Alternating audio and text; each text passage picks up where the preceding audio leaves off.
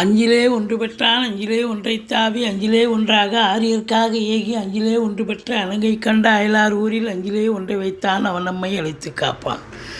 ஓம் அனுமந்தாய வித்மகே வாயு புத்திராய தீமகே தந்தனோ மாருதி பிரச்சோத்யாத்.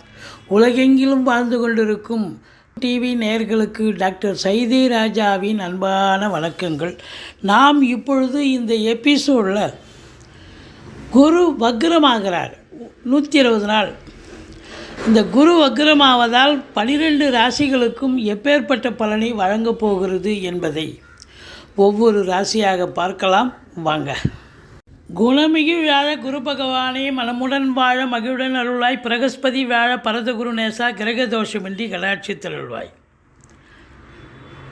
குரு வக்ர பயிற்சி. இந்த குரோதி ஆண்டில் குரு வக்ரம் பெறுகிறார். ரிஷபத்தில் வக்ரம் பெறுகிறார். ஆனால் பின்னோக்கி செல்கிறாரா என்று சொன்னால் பின்னோக்கி செல்லவில்லை. அதே வீட்டில் இருந்து வக்ரம் பெறுகிறார். அப்போது ஒரு கிரகம் வக்ரம் பெறுகிறது என்று சொன்னால் நேர்கதியில் செல்லும்பொழுது அதனுடைய பலன் நன்றாக இருக்கும், சுப பலனை தருவார். வக்ரகதியில் போகும்பொழுது அந்த பலன் நேரடியாக, அதாவது எதிர்ப்பாக அமையும் அப்படின்னு சொல்லலாம். இந்த குரு பொறுத்தவரையிலே இல்லைன்னு சொன்னாலே, குரு இருக்கிறதுலையே மிக மிக சுபத்தன்மை வாய்ந்த ஒரு கிரகம். குரு இருக்கிற இடமும் நல்லது செய்வார், பார்க்குற இடம் கோடி புண்ணியன்னு சொல்லி கேள்விப்பட்டிருக்கீங்க. குருவுக்கு தான் இருக்கிற இடத்துல இருந்து 5ஆம் இடம், 7ஆம் இடம், 9ஆம் இடத்தை குரு பார்க்குறார். குரு பார்க்குறதால தான் குருவனுடைய பார்வை ஒவ்வொரு பாவத்துக்கு, அதாவது சில எந்த லக்னத்தில் யார் பிறந்திருந்தாலும் குருவனுடைய பார்வை இருக்குது பாருங்கள். ஏதாவது ஒரு 3 பாவத்தை பார்க்கும். அதனால் அப்படி இருக்கும் பட்சத்தில் ஓரளவுக்கு நன்மைகள் நடைபெறும் அப்படின்னு சொல்லலாம். குருவுக்கு தேவகுரு அப்படின்னு பேர். குருவுக்கு பல பெயர்கள் இருக்கிறது. அந்தணன், பொன்னன், வியாழன், பிரகஸ்பதி அப்படின்னு சொல்லுவாங்க. என்னன்னா ஒருவருடைய ஜாதகத்தில், பிறப்பு ஜாதகத்தில் குரு தனித்து இருக்கக்கூடாது. அந்தணன் தனித்திருக்கையில் அவதிகள் மெத்த உண்டு. யார் கூடயாவது இன்னொரு கிரகத்தோடு சேர்ந்து இருந்தார்னு சொன்னால் குரு ரொம்ப, இன்னொரு சுப கிரகத்தோடு சேர்ந்து இருந்தார்னு சொன்னால் ரொம்ப பிரமாதமாக ஒர்க் அவுட் ஆகும். இந்த குரு பார்வை கோடி நன்மைன்னு சொன்னோம் இல்லையா. இப்போது யாரோ ஒருத்தருக்கு ஒரு லக்னம் போயிட்டுருக்கோம். அந்த லக்னத்துக்கு ஒரு தசாபுத்தி போகும் ஒருத்தருக்கு. எந்த தசாபுத்தி, அதை ஒரு கடக லக்னம்னு வைங்க, செவ்வாய் என்னுடைய தசாபுத்தி போகுது அப்படின்னா, செவ்வாயை குரு பார்த்தாலோ குரு சேர்ந்தாலோ அந்த நடக்கிற தசாபுத்தியை, புத்திநாதனை குரு பார்க்குறார், இல்லை குரு சேர்ந்திருக்கிறார், இல்லை குரு சாரம் பெற்றிருக்கிறார். இப்படி இருந்ததுன்னு சொன்னாலே அந்த தசா புத்தி ரொம்ப நல்லா இருக்குங்க, ரொம்ப அமக்கலமாக இருக்கும். அப்படி இந்த குருவனுடைய நிலை பார்த்திங்கன்னா, ஒரு தீய கிரகம் இருக்குது, தீய கிரகத்தினுடைய தசாபுத்தி நடக்குது. அப்போது குரு பார்வையில் இருக்குதுன்னு சொன்னால் அந்த தீய குணங்கள் அந்த அளவுக்கு இருக்காது, ஓரளவுக்கு நன்மைகள் நடக்கக்கூடிய ஒரு சூழல் ஏற்படும் அப்படின்னு சொல்லலாம். குரு பாருங்கள், உச்சமடைகிறது கடகத்தில் உச்சமடைகிறார். நீச்சமடைகிறது மகரத்தில் நீச்சமடைகிறார். ஆட்சி பெறுவது தனுசு, மீனம். இதில் பார்த்தீங்கன்னு சொன்னால், இப்போது ஒரு கிரகம் ஆட்சி பெற்றிருக்கு. இப்போ தனுசு மீனத்தில் குரு ஆட்சி பெற்றிருக்கார். ஆனால் வக்ரம் ஆயிட்டார் அப்படின்னு சொன்னால், குருன்னு போட்டு போட்டு ப்ராக்கெட்டில் போட்டிருப்பாங்க வக்ரம்னு, இல்லை இங்கிலீஷில் ஆர்னு போட்டிருப்பாங்க, ரிவர்ஸ். அப்போது இப்போ ஒரு கிரகம் ஆட்சி பெற்றிருக்குன்னா சூப்பராக பலனை தரும். ஆனால் அதுவே வக்ரம்னு போட்டாங்க அப்படின்னு சொன்னால் அது நீச்ச பலனை தரும், சரியான ஒரு பலனை எதிர்பார்க்க முடியாது. அதுபோல் உச்சம் பெற்ற கிரகம், இப்போ கடகத்தில் உச்சம் பெறுகிறார் அப்படின்னா, வக்ரம் பெறுகிறார், அந்த குரு வக்ரம் ஆயிட்டார்னு சொன்னால் அப்போது நீச்ச பலனை தருவார். இப்போ மகரத்தில் குரு நீச்சமாக இருக்காருன்னு வைங்க, அப்போ அவர் வக்ரமாக இருந்தால் என்ன பலனை தருவார்? அது பார்த்திங்கன்னு சொன்னால் உச்ச பலனை தருவார். அப்படியே ஆப்போசிட். மகரத்தில் குரு நீச்சமாக இருந்து வக்ரம் பெற்றால் அற்புதமான பலனை வாரி வழங்குவார், உச்ச பலனை தருவார் அப்படின்னு நம்ம சொல்லணும். இப்போ ஒருவருடைய ஜாதகம், பிறப்பு ஜாதகத்தில் குரு போட்டிருக்காங்க, குரு போட்டு வக்ரம்னு போட்டிருக்காங்கன்னு வைங்களேன், இல்லை ரிவர்ஸ்னு போட்டிருக்காங்க பிறப்பு ஜாதகத்தில் அப்படின்னா, யாருடைய ஜாதகத்தில் குரு வக்ரமாக இருக்கிறதோ அவங்களுக்கெல்லாம் இப்போ குரு வக்ரமாக இருக்கிறதால நல்ல பலனையே வாரி வழங்குவார். ஏன்னா இப்போ குரு வக்ரமாக இருக்கார்ல, இந்த குரு எவ்வளோ நாளைக்கு வக்ரமாக இருக்கார் அப்படின்னா, இந்த மங்களகரமான குரோதி ஆண்டு குரு வக்ர பேச்சு நடக்கிறதுங்க. அதாவது புரட்டாசி மாதம் 29ஆம் தேதி குரு வக்ரமாகிறார், செவ்வாய்க்கிழமை 15/10/2024. இந்த குரு வக்ர நிவர்த்தி அடைகிறது மங்களகரமான குரோதி ஆண்டு தை மாதம் 29ஆம் தேதி குரு வக்ர நிவர்த்தி வருகிறார் 11/2/2025.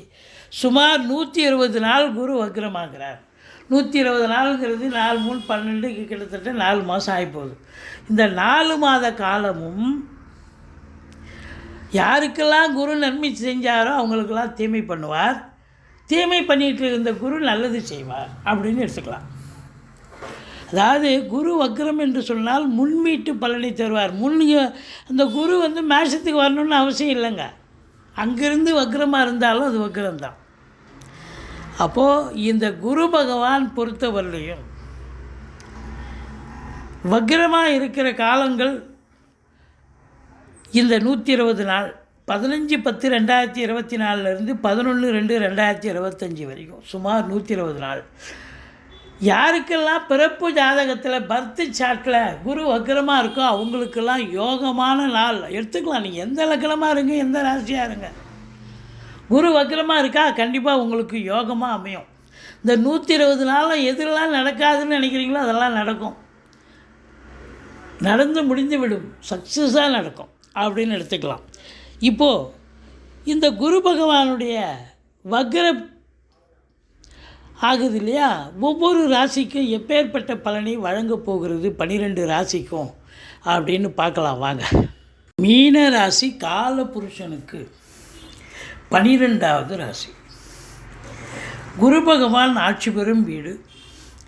இப்பொழுது குரு ரிஷபத்தில் இருக்கிறார், வக்ரகதியில் இருக்கிறார்.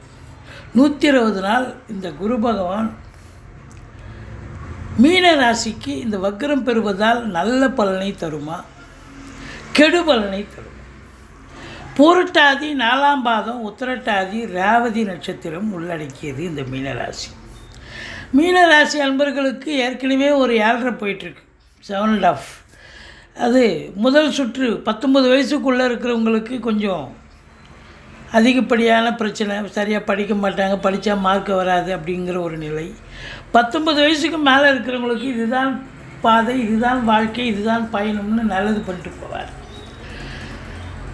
இப்போ இதனுடைய ராசிநாதன் 3ஆம் இடத்துல இருந்தார், முக்கால் சுபம் என்று சொல்லக்கூடிய இடம் இப்போ அக்ரமாயிட்டார். அப்போ முன்மீட்டு பலனை தருவார். அப்போ இந்த மீன ராசி அன்பர்களுக்கு இந்த குரு வக்ரம் பெறுவது சாதகமா என்று சொன்னால் சாதகமே, நல்ல பலனை தருமா என்று சொன்னால் நல்ல பலனையை வாரி வழங்கக்கூடிய ஒரு சூழல். உங்களை பொறுத்தவரையிலையும் இளைய சகோதர சகோதரிகளுக்கும் உங்களுக்கும் கருத்து வேறுபாடு ஏற்படும். எடுக்கின்ற காரியங்களில் காலதாமதம் இருந்தாலும் சக்ஸஸ் ஆகக்கூடிய ஒரு அமைப்பு இருக்குது. தொழில் ரீதியாக நீங்கள் அதிகப்படியாக வாங்கி கடனை வாங்கி தொழிலை விரிவாக்கம் பண்ணலாம், இல்லை இன்னொரு பிரான்ச்சு ஓப்பன் பண்ணலாம். அப்படி ஒரு நிலை இருக்கிறது. ஏன்னா அதிகப்படியான லாபத்தை பெறக்கூடிய ஒரு தருணம் இது. ஆனால் ரொம்ப மேலாமினிக்கையெல்லாம் இருக்க முடியாது. டூ மச் ஆஃப் எஃபோர்ட், அதிகப்படியான உழைப்பு தேவைப்படுகிறது. திருமணத்திற்காக பேசி வச்சுருப்பீங்க, முடித்து வச்சுருப்பீங்க. இப்போ பார்த்தா அது கடப்பில் போட்ட மாதிரி இருக்கும், சரியான ரெஸ்பான்ஸ் இருக்காது. அதுக்கப்புறம் போயிட்டு நீங்கள் அதை சரி பார்க்கக்கூடிய நிலை. அதாவது கணவன் மனைவி ஒற்றுமை இருக்கும், நல்ல பண வரவு பொருள் வரவு இருக்கும். நண்பர்களுக்கும் உங்களுக்கும் கருத்து வேறுபாடு ஏற்படும். கூட்டு தொழில் செய்பவர்களுக்கு கூட்டாளிகளுக்கும் உங்களுக்கும் பிரச்சனைகள் வரலாம், கூட்டு தொழில் கொஞ்சம் அடிபடலாம். மற்றபடி எண்ணிய செயல் ஈடேறுவதில் காலதாமதம் உண்டு. முதல் திருமணம் முறிவு ஏற்பட்டு 2வது திருமணத்திற்காக காத்திருப்பவர்களுக்கு நல்லது நடக்குமா அப்படின்னா அதுவும் காலதாமதம் ஆகும். மொத்தத்தில் உங்களுக்கு டென்ஷன் இருக்குங்க, டென்ஷன் தான் மிஞ்சும். ஆனால் குடும்பத்தில் சுப நிகழ்ச்சிகள் நடத்துவதற்கான பேச்சுவார்த்தை நடத்துவார்கள். வெளியார் சுப நிகழ்ச்சிகளுக்கு சென்று விட்டு வர முடியும். மொத்தத்தில் பார்க்கும் பொழுது காசு பணம் வரும். தொழில் சிறப்பாக விளங்குமா, சிறப்பாக செல்லும். உத்தியோகத்தில் இருக்கிறவங்களுக்கு ப்ரமோஷன் இன்க்ரிமெண்ட் கிடைக்குமா, ஓரளவுக்கு கிடைக்கக்கூடிய ஒரு அமைப்பு இருக்குது. இந்த மீன ராசி அப்படின்னும் பொழுது குரு பகவான் தான் ராசிநாதன். இந்த ராசிநாதன் 3இல் இருந்து வக்ரம் பெறுகிறார் என்று சொன்னால் 2ஆம் வீட்டில் இருப்பதாக ஒரு ஐதீகம். அப்போது வாக்கினை தொழிலாக கொண்டு செயல்படக்கூடிய மீனராசி என்பவர்கள் வழக்கறிஞர்கள், ஆசிரியர்கள், பேராசிரியர்கள், இலக்கியவாதிகள், சொற்பொழிவாளர்கள், மேடை பேச்சாளர்கள், ஆசிரியர் பெருமக்கள், ஜோதிட அறிஞர்கள், இவங்களுக்கெல்லாம் ஒரு சிறப்பான காலம். ஆனாலும் கூட சனி பார்வை இருப்பதால் ஒரு சொல் கொல்லும். குடும்பத்தில் சண்டை சச்சரவு பிரச்சனைகள் வரும், எச்சரிக்கையாக இருந்து கொள்ளுங்கள். கொடுக்கல் பண வரவு நல்லா இருந்து சிறப்பாக இருந்தாலும் கொடுக்கல் வாங்கல் செய்ய வேண்டாம், எச்சரிக்கையோடு இருக்க வேண்டும். எதிரிகளால் தொல்லைகள் ஏற்படும், கடன் சுமை விழிவிதுங்க வைத்துவிடும், தேக ஆரோக்கியத்திற்காக செலவினங்கள் ஏற்படும். ரொம்ப எச்சரிக்கையாக இருக்கணும். வேலை பார்க்குற இடத்துல நீங்கள் கூட வேலை பார்க்குறவங்க ஒத்துழைப்பு இருக்குமானா கண்டிப்பாக இருக்காது. நீங்கள் எச்சரிக்கையாக இருக்கணும், விழிப்புணர்ச்சியாக இருக்கணும். மற்றபடி உங்கள் பிறப்பு ஜாதகம், அதாவது இந்த மீன ராசியில் பிறந்த அன்பர்கள் பிறப்பு ஜாதகத்தில் எந்த லக்னமாக இருந்தாலும் சரி, பிறப்பு ஜாதகத்தில் குரு வக்ரமாக எந்த வீட்டில் இருந்தாலும் பரவாயில்ல, குரு வக்ரமாக இருக்கும் பட்சத்தில் இந்த காலகட்டம் அமக்கலமாக இருக்கும். இந்த மீன லக்னத்தில், அதாவது மீன ராசியில் பிறந்த அன்பர்கள், லக்னம் எதுவாக கூட இருக்கட்டும், குரு வக்ரமாக இருக்கும் பட்சத்தில் உங்களுக்கு நடக்கிற காரியங்கள், தடைபட்டு கொண்டிருந்த காரியங்கள் சக்ஸஸ் ஆகும். சூப்பராக ஷைன் பண்ணுவீங்க. இந்த 120 நாள் யோகமான காலம். மற்றவர்கள் கொஞ்சம் எச்சரிக்கை தேவை. குரு தட்சிணாமூர்த்தியை வழிபாடு செய்யுங்கள்.